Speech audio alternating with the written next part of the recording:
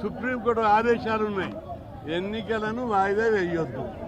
కానీ అందుకు సుప్రీంకోర్టు ఆదేశాలకు విరుద్ధంగా 2 వారాల పాటు వాయిదా వేయడాన్ని మేము దీన్ని తీవ్రంగా పరిగణిస్తున్నాం. ఇది రాష్ట్రంలోని 56% బీసీ ప్రజల యొక్క హక్కులకు విఘాతం కలిగిస్తుంది, వాళ్ళ ఆత్మ గౌరవాన్ని దెబ్బతీస్తుంది. నోటికాడి అన్నం ముద్దను ఆపారు. నిన్నటి నుంచి చాలామంది అడ్వకేట్లు మంచిగా చాలా చక్కగా మాట్లాడారు. దాదాపు చాలా పిటిషన్లు ఉన్నాయి. అన్ని పిటిషన్లను పరిగణనను తీసుకొని విచారణ జరిపి ఇంకా 2 రోజులు టైం తీసుకునేది. ఎందుకు మీకు ఆదరబాదరగా స్టే ఇవ్వవలసి వచ్చిందని చెప్పి రాష్ట్ర వ్యాప్తంగా దీని మీద భారీ మూల్యం చెల్లించుకోవాల్సి వస్తుందని హెచ్చరిస్తున్నాం. ఈరోజు సాయంత్రంలోగా ప్రభుత్వ స్పందన ఏంటిదో చూస్తాం. చూసి రాష్ట్ర బంద్ను జరిపి మొత్తం రాష్ట్రాన్ని స్తంభింపజేస్తామని చెప్పి హెచ్చరిస్తున్నాం. మండల్ కమిషన్ అప్పుడు ఎట్లయితే ఉద్యమం అయిందో, ప్రజా జీవితం ఏ విధంగా అయితే స్పందించిందో అంతకంటే రెట్టింపుగా ఈరోజు బీసీల చైతన్యం వచ్చింది.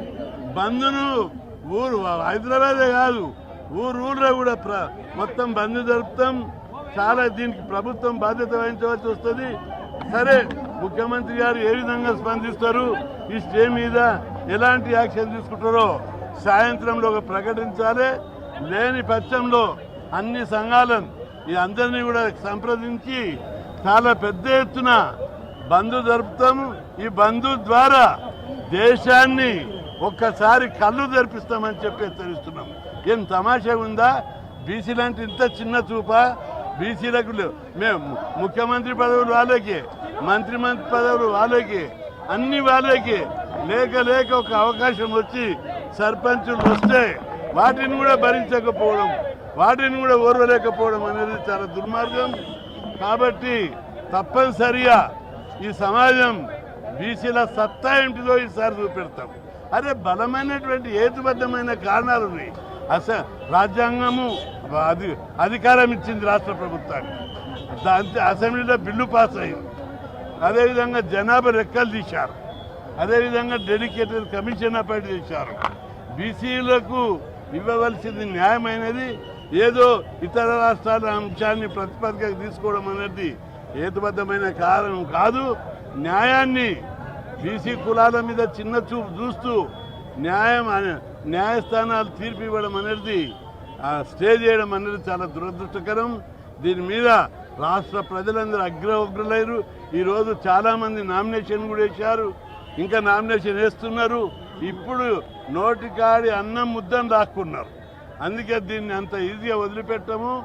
భారీ మూల్యం చెల్లిస్తారు.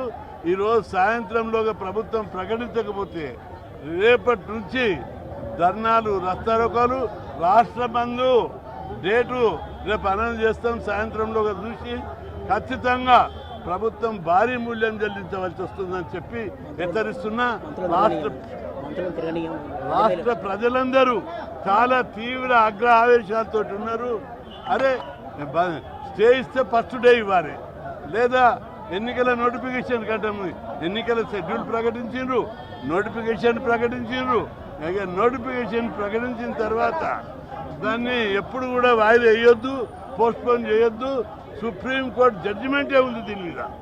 ఇట్లా ప్రకటించడం అనేది బీసీల మనోభావాలను, బీసీల యొక్క ఆత్మగౌరవాన్ని, బీసీలను అవమానపరచడం, బీసీ కులాలను అవమానపరచడం, బీసీల నోటికాడి ముద్ద లాక్కోవడం.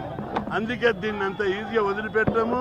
దీనికి మొత్తం భారీ మూల్యం చెల్లించవస్తుందని హెచ్చరిస్తున్నాం.